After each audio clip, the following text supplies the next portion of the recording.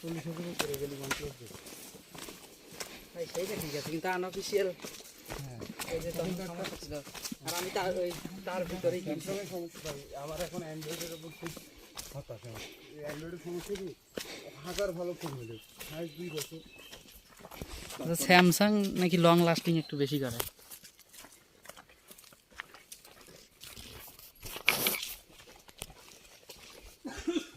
আমি তোমার বিরহে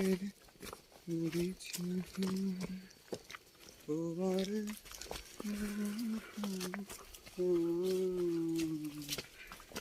আমার